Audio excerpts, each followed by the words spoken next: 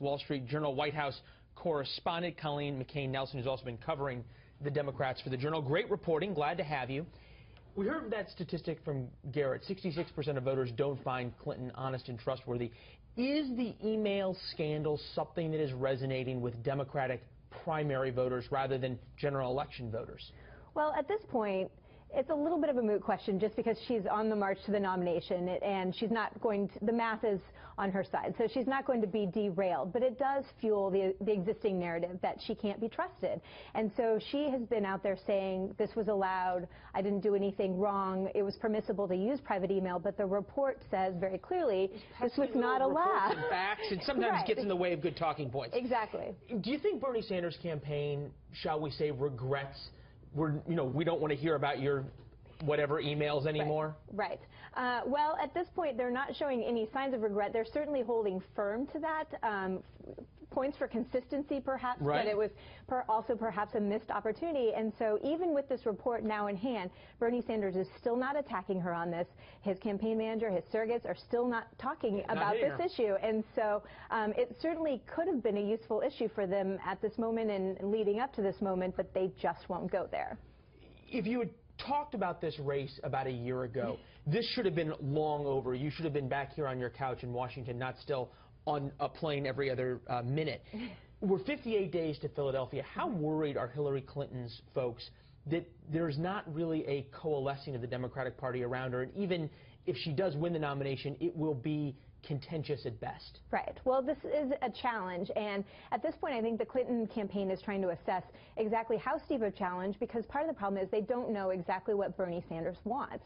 And he's showing that he's willing to not only contest every primary, but he wants to fight over things both big and small related to the convention. So it's not just that he wants to influence the platform or that he wants a primetime speaking slot. Even this morning you saw Bernie Sanders' campaign coming out fighting, asking to have two particular Clinton surrogates removed from convention committee. Frank and those kind of, really going, this is tough. They're fighting every little fight. And so what do you think they want? Does he want to be VP? I don't think that's what he's after necessarily, and that seems like a pretty far-fetched idea, at least in terms of what the Clinton camp wants. So I don't think that's a gettable target for them. But they certainly want to influence the platform. They want to, they say, change the system. They call it a rigged system. Right. We're going to fight against the man. Right. You watched the video from Nevada where the Bernie Sanders supporters felt as though they had been slighted there at the state convention in Nevada. They started throwing chairs and all those kinds of things. Are the Clinton folks getting ready for these kinds of disturbances in Philadelphia?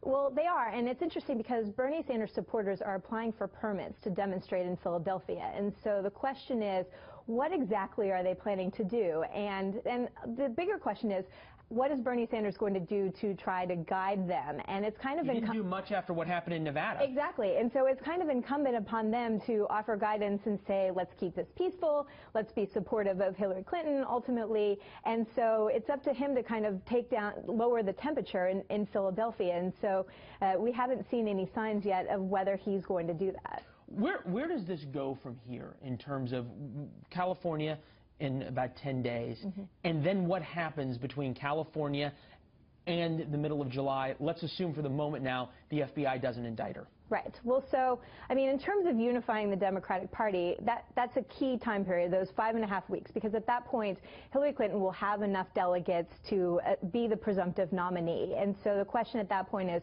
what is Bernie Sanders going to ask for? Is he going to ask that Debbie Wasserman Schultz, the Democratic National Committee chairwoman, step aside? Is he going to ask for, does he have a list of demands? And the Clinton folks certainly are signaling they're willing to work with him. They just want to know what he wants. Well, maybe he doesn't even know what he wants at some point.